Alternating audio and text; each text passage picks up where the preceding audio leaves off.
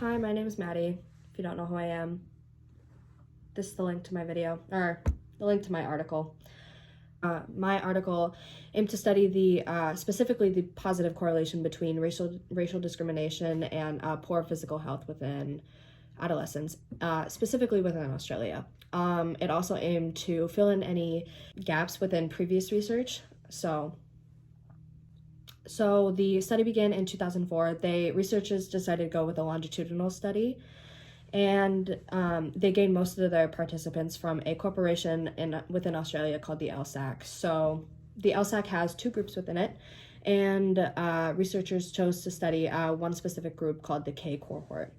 So they took their participants from that group and split them into three categories among two trials. So one group within that was their group to study to compare within the trials, and that was or I guess they called them waves, so wave 6. Trial 1 consisted of waves 5 and 6, and then trial 2 consisted of waves 4 and 6. So that's kind of how they measured it. And within each trial, they surveyed each adolescent, asking if they had been experiencing any bullying, racial discrimination, and that's kind of how they measured racial discrimination. And then they measured physical health with a BMI test. And to make up for any lost participants, that might have left the study at the time, they added a binary variable. And so, yeah.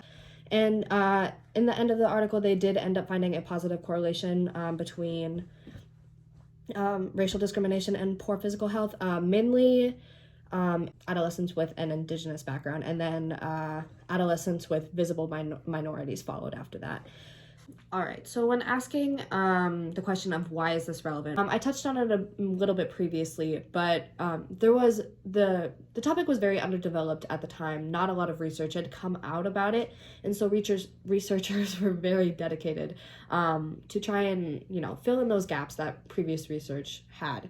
Along with that, figuring out the correlation between racial discrimination, bullying, and poor physical health can also be a huge guide and aid to school systems, trying to figure out if this is a huge issue within the school system, and if so, how can we improve that?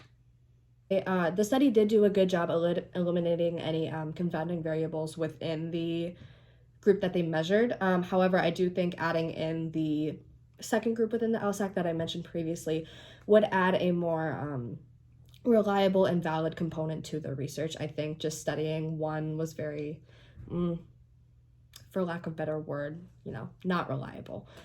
Alongside this, I think they also mentioned how they use a longitudinal study within their research, and in previous studies they use a cross-sectional study instead. So I think at least having a section within the article dedicated to describing why they at least use longitudinal data instead of a cross-sectional study might also add a reliable component as well.